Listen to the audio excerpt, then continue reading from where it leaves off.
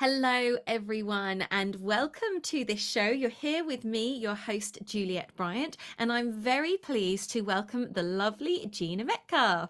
Hello. So, today we are talking the importance of women's circles, why it's important to come together as women, and what benefit this has to us.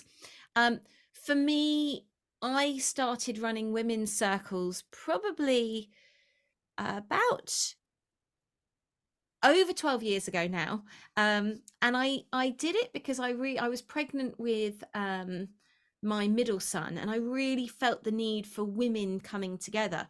I personally before that had had a lot of resistance to women, Mhm. and I think this is something that we'll probably get into more in a minute. But for me it was very much I was not scared of other women, but I was wary, I think. And it took a big leap of faith to really breach into holding space for women, but I knew the importance. Now, Gina, tell me a little bit about your experience with holding women's circles, and also with your experience of how you got into women's circles in the beginning. Yeah, wow. So to begin with, how I got in, how I first heard about them was after I'd moved down south from being in Yorkshire, and I was very lonely. I was struggling a lot with those kind of feelings of, yeah, just feeling very alone. I was on this spiritual path, and I'd not really met anyone in the area, and I was really seeking that, yeah, that connection with others, like-minded others, but also I didn't really realize how much I was seeking female connection, and I think this is an important like realization, and yeah, that we often don't really know it's the medicine that we most need, but we're so resistant to it, as you shared as well. That, and we will probably get into that, won't we? Is like, what? Why is that? But yeah, for me, I was seeking it. I didn't know what in, and I went to something called the Red Tent, which is a women's circles, isn't it? And primarily, I believe they used to gather around like the menstruation and the certain moons, like the full moon, the new moon. And it's very similar to really general women's circles, isn't it? I think there's just more emphasis on it being sort of around like sharing about menstruation and women's cycles. And I went to one of those, and it was honestly just everything that I didn't know I needed. And I sat in that circle with these women that didn't know me. I didn't know them. We'd never met before. And I just felt like I could breathe for the first time in a really long time. I felt really safe. And the women were opening up quite vulnerably about personal things and stuff that was going on in their life that maybe they weren't telling anyone else. And I just felt this like bond with them that, yeah, I'd never experienced with any girlfriends before, not any like of my best friends. I'd not even been that vulnerable with them. And Mm. as I yeah left that experience, I realized that was something that I yeah really actually needed more of, and that called me to feel like I could offer this for other women as well. Like maybe I can reach women in my area, and women of yeah that follow me. They might feel like they want to do something like this as well. And yeah, it was from that one experience that really was the catalyst for me to go, yeah, I've got to do this as well. And I love both being in circle and being held by someone else, just as much as I love holding the circles. Like there's a difference for sure, isn't there, of both. And yeah, so that was how I stepped into it. And then I think it was around a year and a half ago, maybe when I think a year and a half ago now, I held my first women's circle at my house. And we sat in the tent in the garden, bell tent in the garden. And yeah, I think there was about 11 of us in total, or 10 of us. It was quite a lot for Wow. the Yeah. first circle. And I was incredibly nervous and excited at the same time, and I knew some of the women and some of the women I didn't know. Um, and wow, it was powerful. It was so powerful. We we sat in circle, we shared, we drank cacao, we opened up our hearts. People shared again really vulnerably, opening their hearts to each other. And again, they'd never met. So it was like, wow, this trust that is here in this circle that it's like it's like innately in us already to trust one another, but we've been taught, and obviously a lot more than that. We've got also got this wound within us. However, we when we come into pure spaces like that where someone's holding it, there's so much trust there, isn't there? There really is. It is such an incredible thing, I think, when you see people coming into a safe space, and it's like all these layers shed within a few minutes of coming into that space. It's like coming into the womb and knowing that you're safe and held, and that you can just reveal yourself without judgment, without someone being bitchy, without any of that kind of sub context that goes on so much in society with women, especially. It's an amazing thing when you look at growing up, and how girls are, Hmm. and there's so much bitchiness and competition and rivalry and backstabbing and jealousy amongst girls. And it's always surprised me now as a grown up that we can be so beautiful and supportive and trusting and sharing. And I've seen that the magic of women's circles and what they do, and yet in such early years there's this programming almost to feel this betrayal. And part of me really thinks it goes back to other lifetimes. I think one of the things for me that I know was the reason I didn't trust other women was not of this lifetime. It's that witch wound. It's when we've been, you think about the amount of women that were killed Hmm. because of this label of you're a witch, and it was usually other women shopping the women in because they were being accused, so they Yeah. had to put someone else up or they would die. And what a position to be in. And I think for me anyway, one of the things I have always had such a passion about since I was a child is herbs and plants and making medicines. And I think for me that comes from other lifetimes, but I think it's in all women, that desire to gather, to Yeah. make medicine, to support, to nurture, to look after. Mm. And yet society pushes us quite far from that. Yeah. Yeah. Well, I mean, going back to the witch trials that you mentioned, and the ways in which like we were killed. Well, or I say we were because I do feel like you, Yeah. Julia.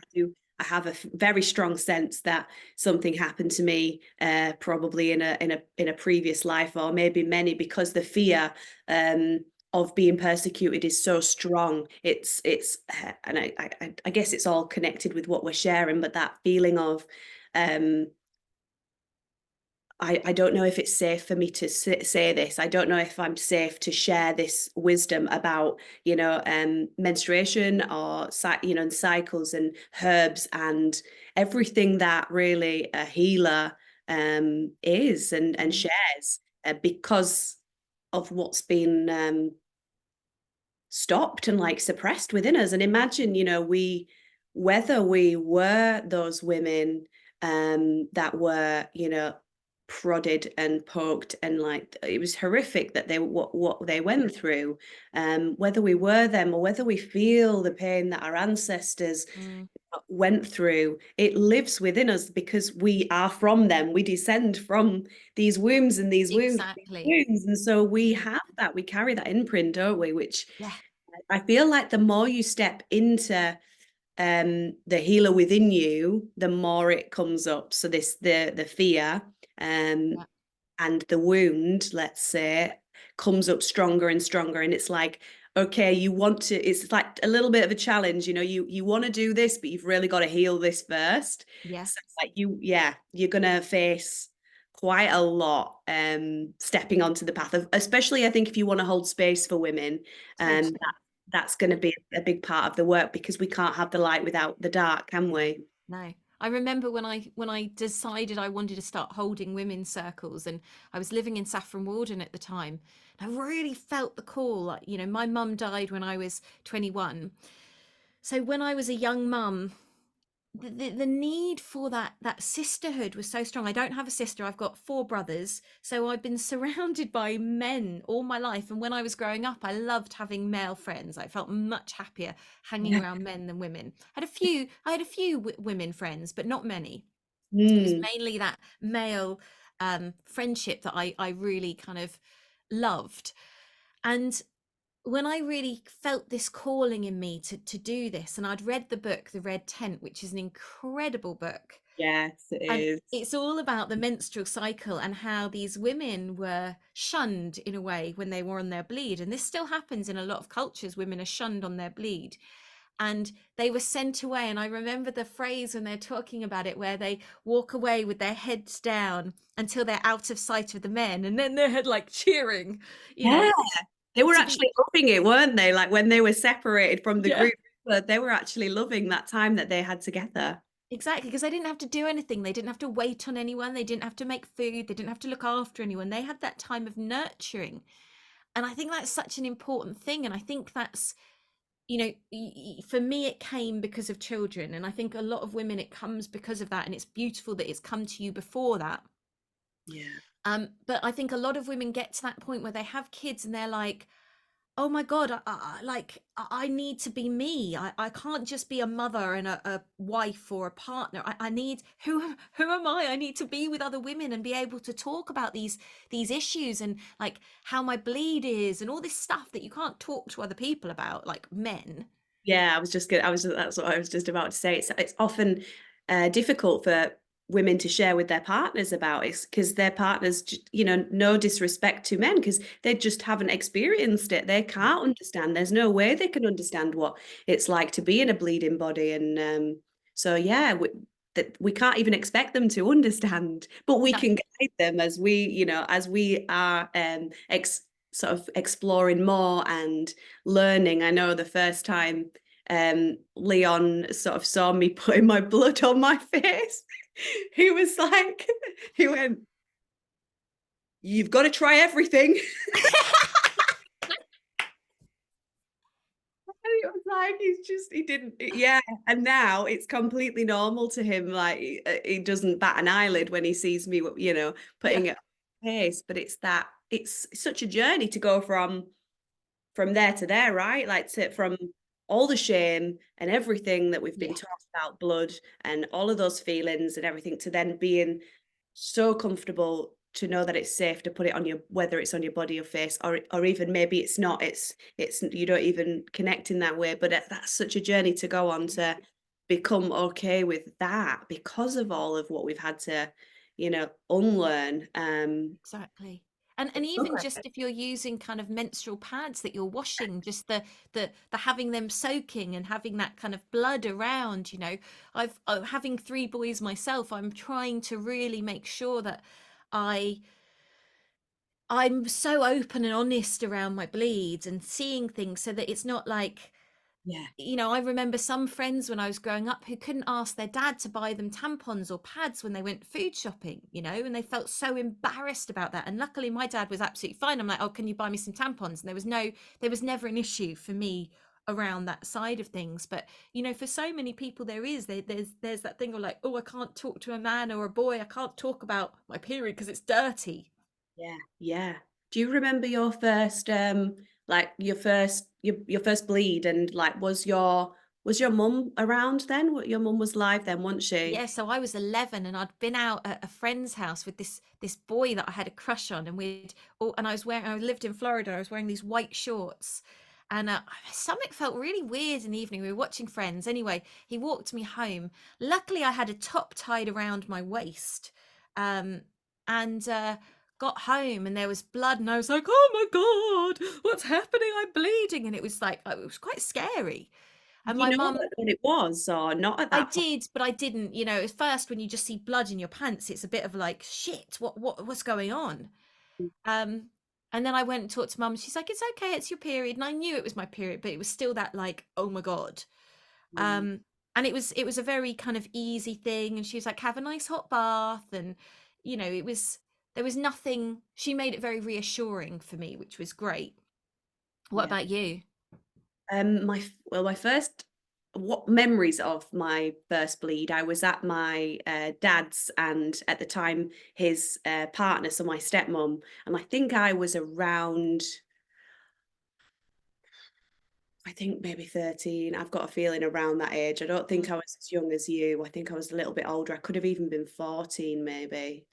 Somewhere around 13, 14. And I just remember knowing that well, that I all of a sudden it was at the toilet and I was bleeding, and I told my stepmom, I believe, and I don't remember anyone's words really, or like reassurance or anything. It was just like I knew it was my period, or maybe I was told it was my mm, period, and then I was given some pads. mm, Um, but then I wasn't.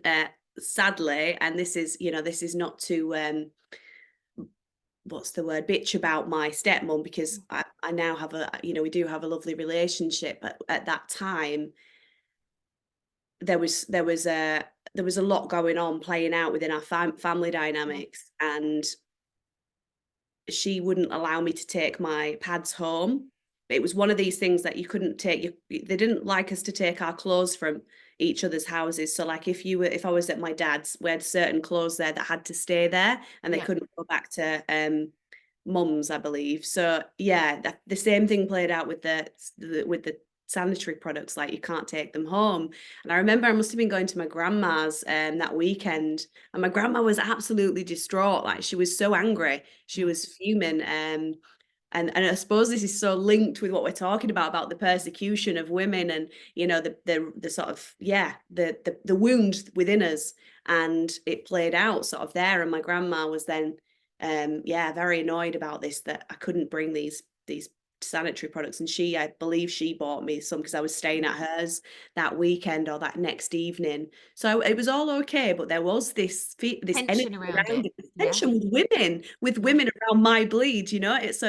It's like it was already there. And it's interesting to look back, because that's my main memory of my first bleed, is this not being allowed to take my sanitary products Mm, mm. away with me, and like, why? Yeah. So I mean, it's been a bit of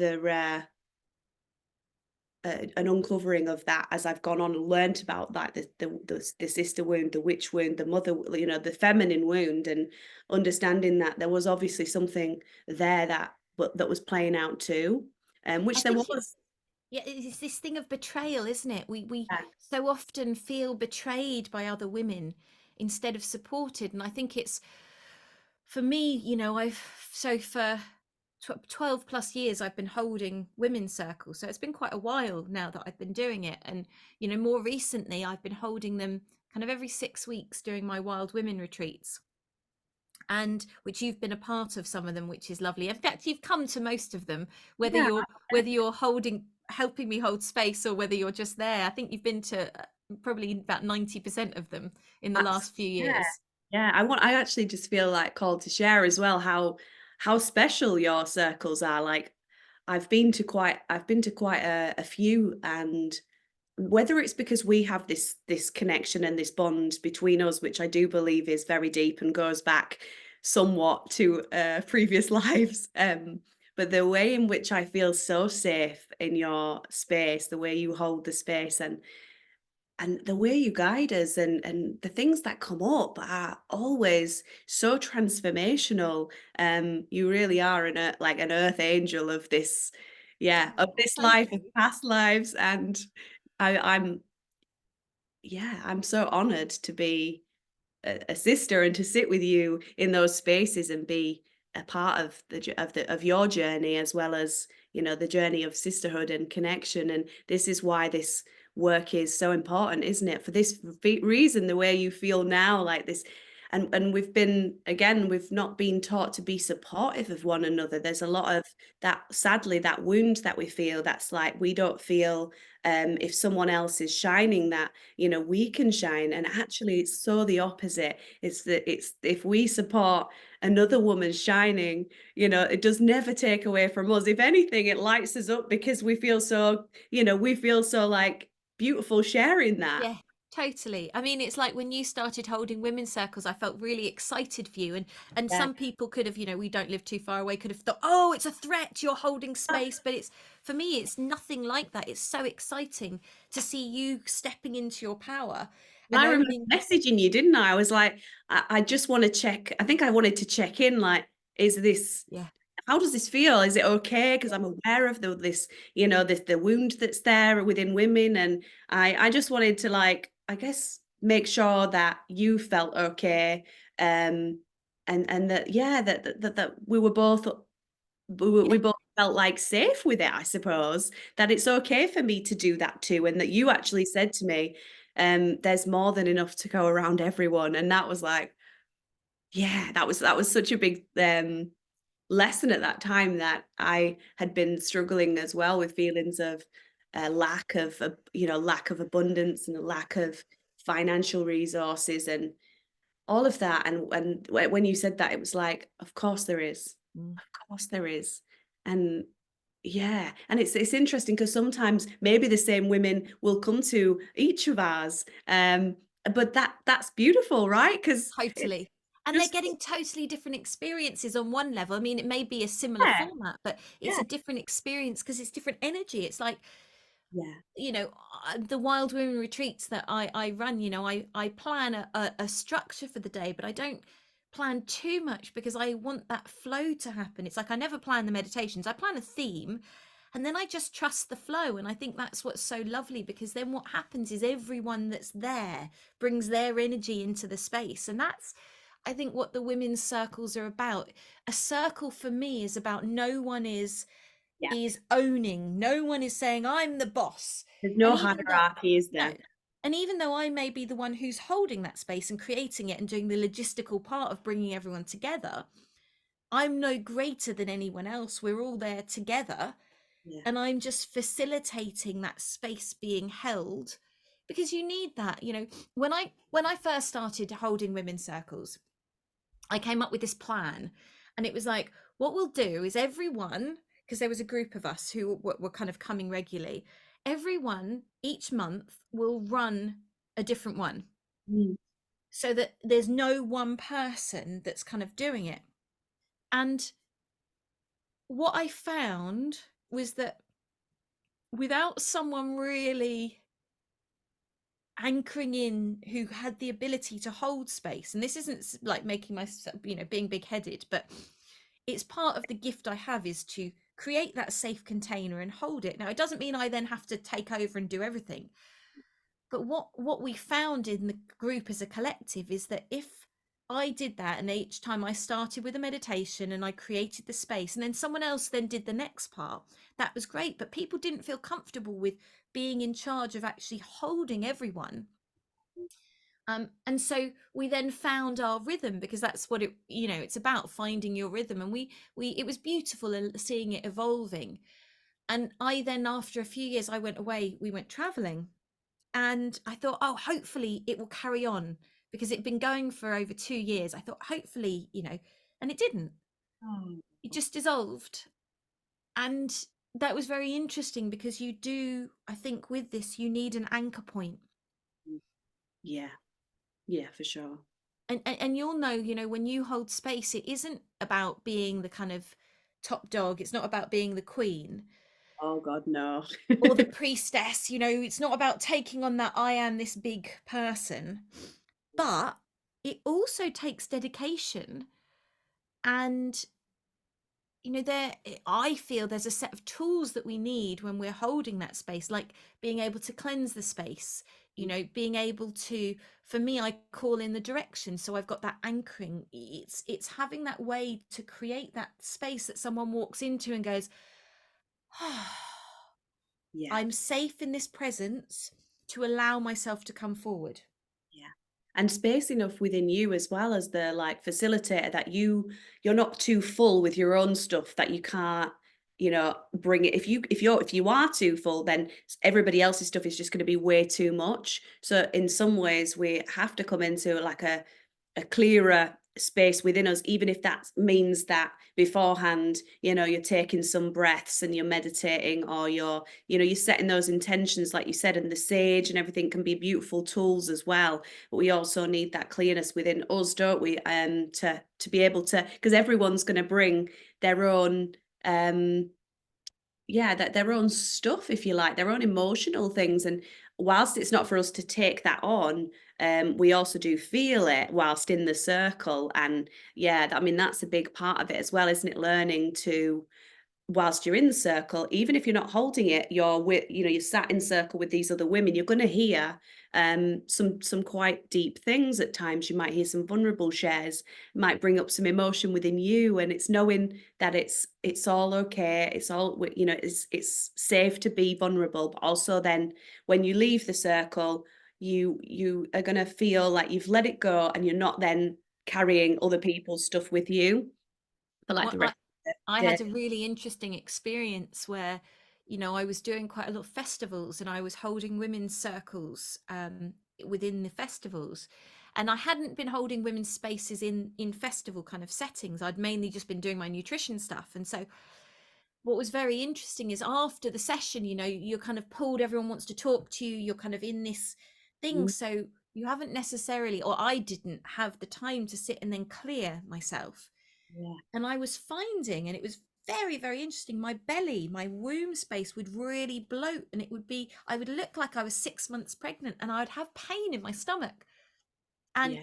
I realized what I was doing is we all work differently. And one of the things that I do with my work with nutrition or whatever it is I feel people in my body, and then I kind of transmute the energy through into the earth.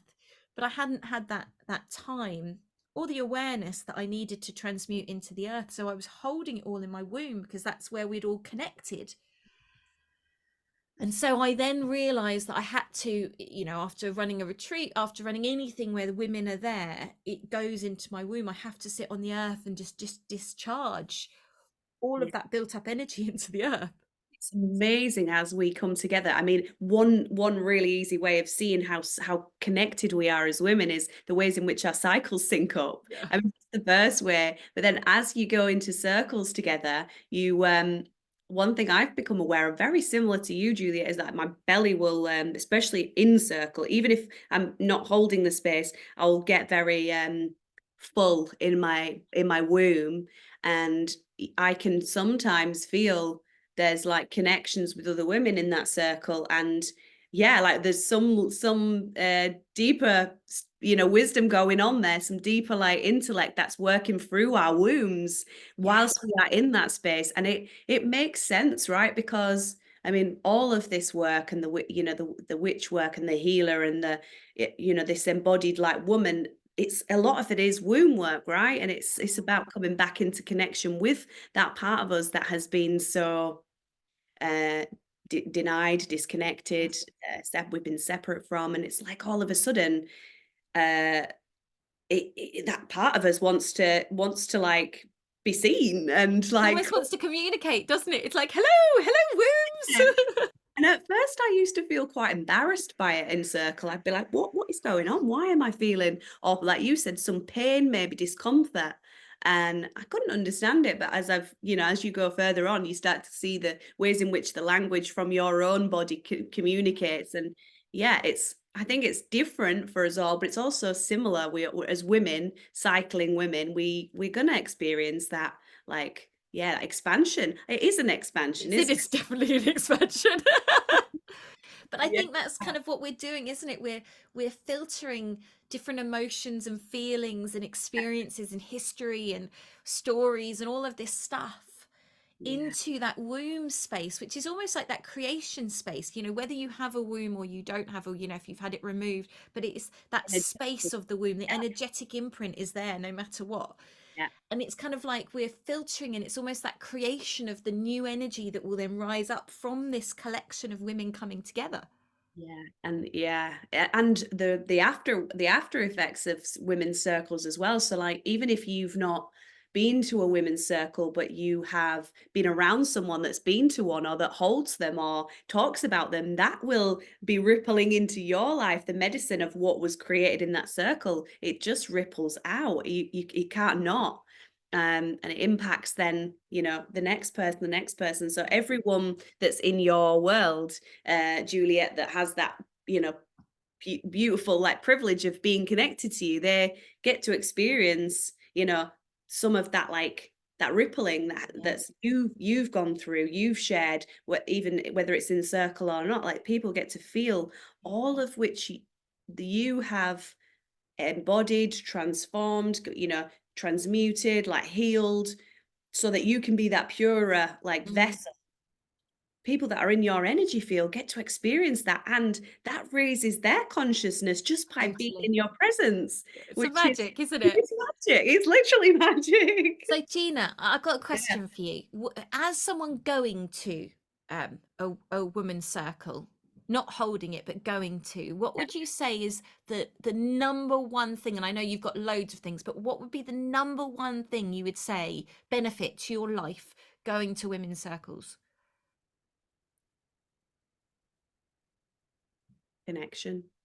Mm, Yeah, that feeling of, and it's not just a connection like you meet somebody at the shop and you speak to them. It's a deep connection. It's that which I mentioned earlier, that we don't realize we're yearning for: sister connection, a connection to other women yeah, in this deeper way, yeah, where there is no mask, there is no need to hide and pretend, and there's no need to like go into the space feeling like I've got to be vulnerable. I'm gonna have to, like, no, no. In a safe circle, you don't have to do it. You don't have to perform. You don't have to speak. yeah. You can sit there in total silence and just be in everyone else's energy. You can just hear their stories, and yeah, like that non pressure to perform is just like such medicine. Mm, Yeah, I beautiful. would say the connection is the biggest. And then for someone holding a women's circle, what would you say would be your biggest take, the biggest gift from being able to hold a space for women's circles? Yeah.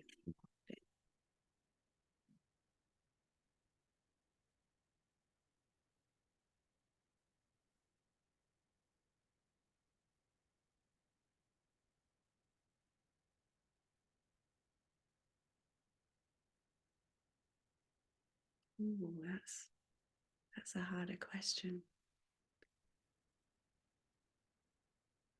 I feel like it's the nurturer in me, the part of me that wants to help other people like feel really safe, Mm, um, wants to give, just this giving, like this beautiful feeling of giving and providing that safe space for them. Something about that. It's the being, yeah, it's the being a safe space for others, whether it's me, my home, just the energy, just them being able to have soft space to land and come mm. to. Yeah. What about you? What would you say? So I think going to women's circles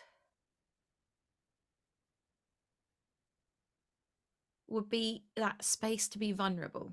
I think Hmm. that's the kind of biggest thing for me with that.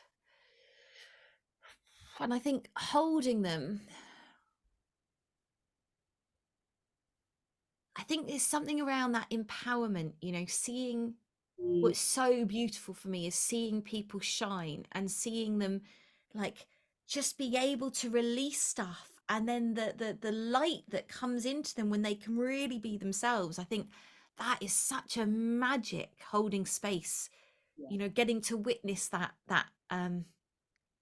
truth coming out.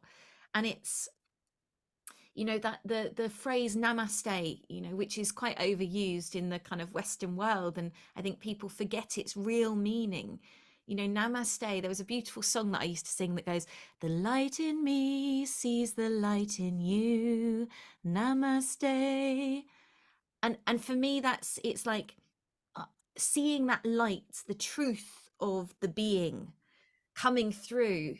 And you don't see that so much when you're going to supermarkets or where you're out and about. People have all their masks up, all these walls, these defenses. When someone's meditated or they've connected in, or they've, you know, smelt some essential oil, they've, whatever the tool is that's made enabled them to go, ah, Yeah. Yeah. it's just amazing. And one of the things that I love, Gina, with some of the stuff that you've brought to the my wild women retreats, when we hold that space, is what you have this amazing ability to do. And you've taken some incredible photos of me when you were first getting into it. It was so lovely watching your kind of journey. Is you have this ability with your photography to be able to capture that truth, that light of people, that namaste. Yeah, wow. It's yeah. I have no words because I feel it. I can just feel that the power of that. The pictures I'm seeing, all the pictures of the women when they're, but I also feel like it's such a part of the journey that they've gone on first. They've already been in the space, haven't they? When we've done this together, you've held that space in circle for them throughout the day. It's usually been like a day thing, hasn't it? Like a Yeah, day yeah, retreat. And by the time I'm taking their photos, they're in their bodies. They're connected to their hearts and their like wombs and their essence. They've come alive, and then so they're ready for their photos taken. And yeah, then when I'm there with the camera, they feel safe, they feel seen, they feel beautiful.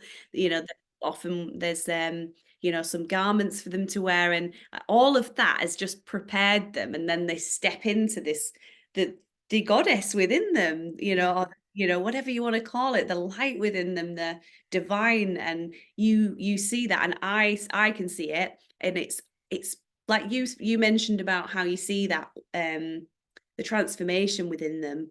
As I'm taking their pictures, I see their beauty, yeah, and it's so powerful. It hits me like it's like each woman, each woman is the most beautiful woman I've ever seen in that moment. I yeah, couldn't, and there's no woman that is more beautiful than the other, because in that moment I'm with them, like their light is shining so strong that I'm like, wow, oh my gosh, you're so beautiful. And sometimes I'm just saying that because that's what I'm feeling yeah, it. I'm yeah, seeing their beauty, and it's such a beautiful like experience to be the yeah. person that is seeing that and capturing that. And yeah, I feel so excited for the more now. I know it is. It's an amazing thing. I think the art of photography, being able to capture these moments, because then we can look back on them and go, ah, yes, I remember that. I remember how I felt, and you can almost re-embody it. Because sometimes we forget, don't we? And we get caught up in the,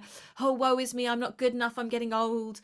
And even just when you were talking about it, then I just thought, I remember the feeling myself of, you know, step being there and being naked throwing leaves up. And not Yeah. all the pictures are naked, by the way, but if you it's, we've done some great photos, and it's been a really beautiful thing to be in. And I think that's so true. It's like, and we've talked about body image before, but when we can step into that light of who we are, it doesn't matter how old we are, it doesn't matter what we look like, it doesn't matter what size we are, how many wrinkles we have, because the beauty is that inner light. It's our soul shining through, which illuminates every part of us. Also, it just came through strongly then that the work of the wild woman, Juliet, which is what you have really brought about. And yeah, as we do these women's circles, especially when they are your wild woman retreats, they are connecting into that wild woman archetype which lives within each of us. And I feel like the more you get in touch with her, the less those ways in which you think about beauty change. Yeah, Like I was at a circle last night, and it was absolutely beautiful. It was movement as well. So we had cacao, um and then we went into like an embodiment, just getting into the body, meditation, and then we went into movement. And initially we're sort of just connecting in, within, within the sort of like lower chakras, that womb space, that root chakra, really low down, and gradually throughout the movement we connected in with the up to the higher. Now, what I was aware of within myself was, and it's certainly part of my journey, is this letting go of like wanting to fit in a box. And Yeah. my my belly expands, as we mentioned before, and it's like, that wild woman just wants to like take off all of these masks, and she wants to stand there bare, raw, primal, on the earth, belly out, like nothing sucking in, and Yeah. she wants to just go, here I fucking am. Truth. Yeah. Yes, Yeah. yes, and that's like coming through stronger and stronger. And for me, I sense that's the wild woman Yeah. that is within all of us. She doesn't give, a shit about Yeah. whether you've got makeup on or not, or whether your belly is like whatever. She doesn't care about any of No. that. No. And And I that, think that's there's such a power in that we've forgotten as women. We've been, even today we are still so programmed by looks and by appearance and this role of how we should be to fit in, the good girl, all these different, titles. And I think, for me, the wild woman came up a few years ago really strongly. It was like this movement in me of like, no, no, no, no, now it's time to reclaim who you are and to stick your fingers up at it all in a loving, kind way. And just really start to come back home. And it's I think it's a never ending journey because these layers of programming are so deep. And I mhm, found recently I've gone back into these like, oh my God, I'm getting old. Oh, this. And it's like, okay, let go, let go. It's all fine, but there is that thing of like, oh, I'm getting old, I'm getting wrinkly, no one will love me, we've been programmed with, oh, your partner will go for the younger model. And it's all this layers of stuff that I think, and that's the importance also of coming together because we can decode this yeah, and remind each other that it's all bullshit. yeah. And the more you are around other women, and you also know that they feel this too, there's a sense of I'm not alone in it. And the Exactly. more you're around women that are not, um they're not as sort of programmed anymore, for me has been, a big sort of like weight off. I just feel like that each woman that stands stronger in like the true them Yeah. gives me permission to be like more fully myself. So, Yeah. and that's not to shame or judge anybody for any decisions, because we're all on this path, and we're meant to take the journey we are. Um, Exactly. but I just have found, for me, that's been really, it's just been really supportive to be around these women that are wilder than me, that are more, able to like stand in their rawness, so that Yes. I go, oh, if she can do it, I can do I it. remember you saying one time when you came over how much you liked it, that when you'd come over, if I was in a mood with Giles or a mood with someone, I would just express it. And I Yeah, and you said how nice that was. And yeah. and I always felt a little bit bad because I'm not very good at masking anymore my feelings. And if I'm pissed off with someone, I can't really hide it. But I would have this thing of guilt, like, oh, I should be being like this because there are people there, and I can't. So it was really reassuring when you said, actually, that was really good for me to see. Way that you are as well. I feel like, you've got strong, I don't, I think it's strong boundaries, but like you will, and my grandma's like this, and if she watches this, I hope she does, because she's the sort of woman as well, like you, that if you send a message to them, to you, or like my grandma, it can be one word answers. It can just be yes. And my grandma has always been that way, and I used to feel like it was a bit strange. Like, why doesn't she feel the need to like make it a bit more nicer? Like, why doesn't she fluff it up a bit and be like saying all these nice words? But it would just be like to the point, and you can be like that too. And at first, it would be a bit triggering for me. I was like, is she being like off? Is she being cold? Is she what's wrong with her? And it was never about you. It was you showing me, like giving me this permission to be like, yeah, why do you feel the need to do that? Why do you feel the need to like make everybody feel like a yeah, like people pleasing, isn't it?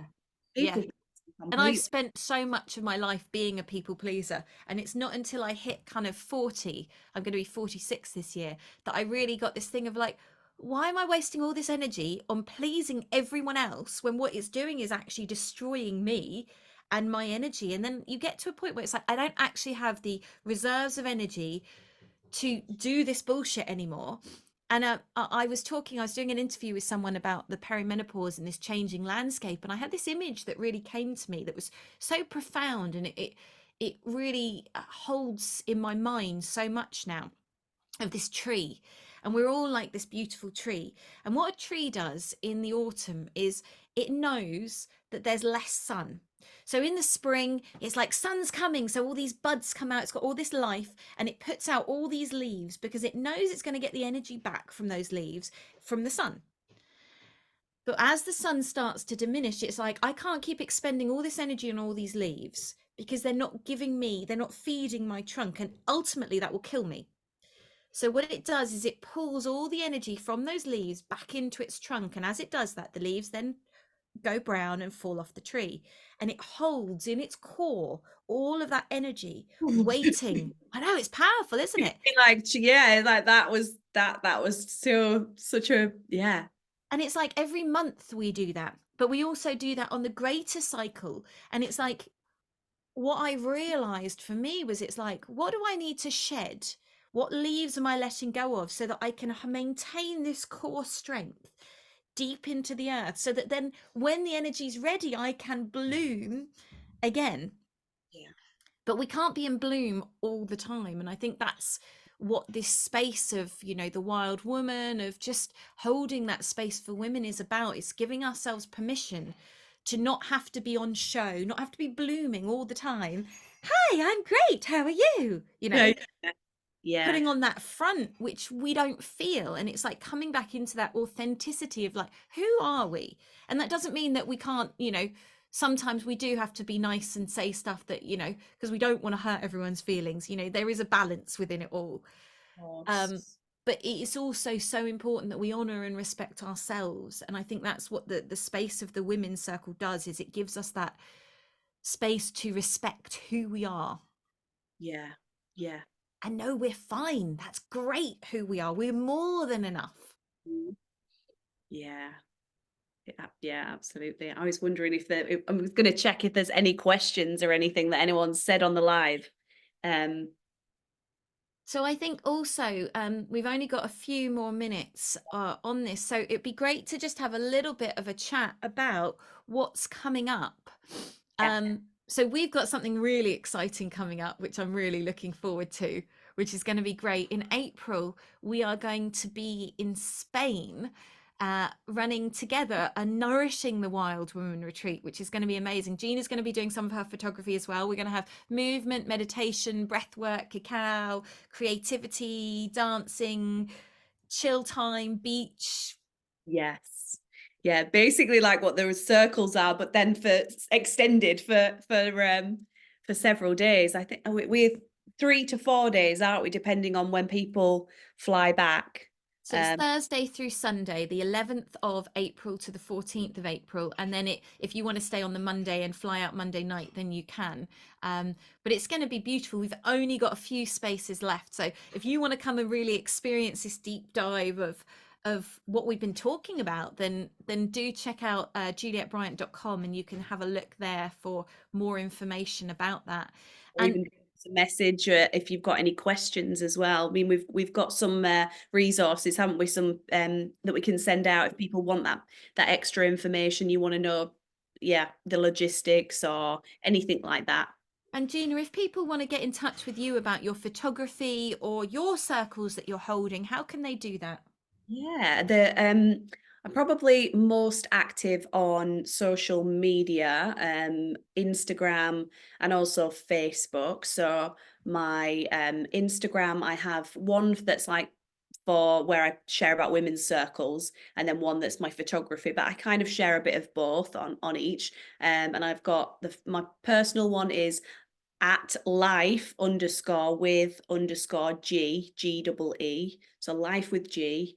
And my photography page is called Sacred Femina. And I believe it's got an underscore. So I think it's at Sacred Femina, which is FEMINA underscore, I think. Well, And if my, you send it over, then yeah, I can put it into the comments as well, so the yeah. description, so that that's up there, because that would be great. You know, if you want to follow Gina, then please do. She posts some beautiful pictures and some great content about menstrual cycles and your journey. It's really beautiful seeing that all unfolding. Um, And if you want to check out my things, I've got one coming up on the 23rd of March. They're every 6 weeks. I run the Wild Women Retreat Days here in Suffolk. And then obviously we've got our April one, which is away. So if you want to check that out, go to juliettebryant.com. And it's been really lovely chatting, Gina. I think we could probably talk about this all I day. know, I feel like we could just keep deepening, couldn't we? But yeah, there's always more for another time. If anyone has any questions about what we've sort of shared today and wants to know anything else, or has a topic that they would love us to like talk more about, yeah, let us know, because we're very happy to talk. We're up for it, aren't we? We love chatting. Yeah, Beautiful. yeah. Amazing. Well, thank you, Gina. Thank And it's been beautiful being here with you. Thank you everyone for listening, and see you soon.